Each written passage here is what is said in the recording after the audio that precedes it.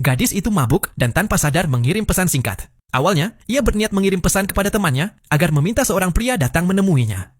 Namun karena keliru, pesan itu justru terkirim kepada majikannya. Beberapa waktu kemudian, terdengar ketukan di pintu.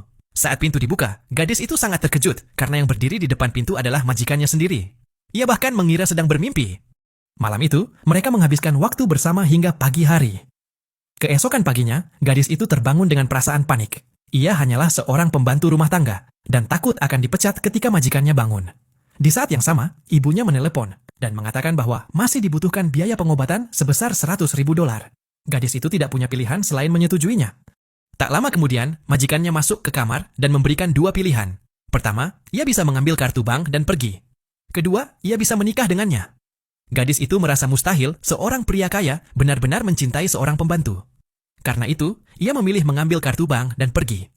Pria itu merasa sangat kecewa, padahal ia telah mencintai gadis itu selama 10 tahun.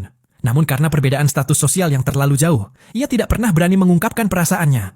Sementara itu, gadis tersebut segera pergi ke rumah sakit untuk membayar biaya operasi ibunya. Namun setelah ibu dan kakaknya mengetahui bahwa biaya operasi telah dibayar, mereka justru berniat memanfaatkan gadis itu untuk mendapatkan lebih banyak uang.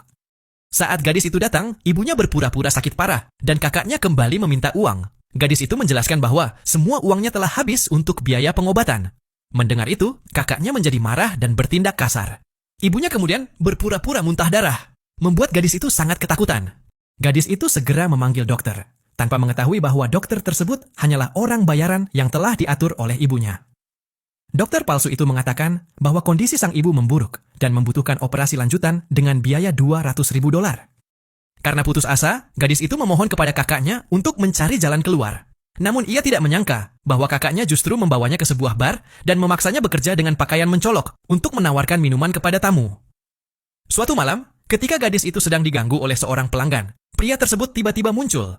Ia langsung masuk ke ruangan, mengusir pelanggan itu, lalu menyelimuti gadis tersebut dengan mantelnya dan membawanya pulang. Sesampainya di rumah, pria itu bertanya mengapa gadis tersebut melakukan pekerjaan seperti itu. Dengan penuh rasa malu, gadis itu mengaku bahwa ia sangat membutuhkan uang. Melihat kondisi gadis itu, pria tersebut mengajukan pernikahan kontrak. Ia berjanji bahwa jika gadis itu bersedia menikah dengannya, ia tidak perlu lagi bekerja di bar. Ia juga akan memberinya uang setiap bulan. Gadis itu sangat terkejut dan bertanya mengapa pria itu begitu baik padanya. Pria itu menatapnya dengan serius dan berkata, "Aku melakukan ini karena aku telah menyukaimu selama 10 tahun.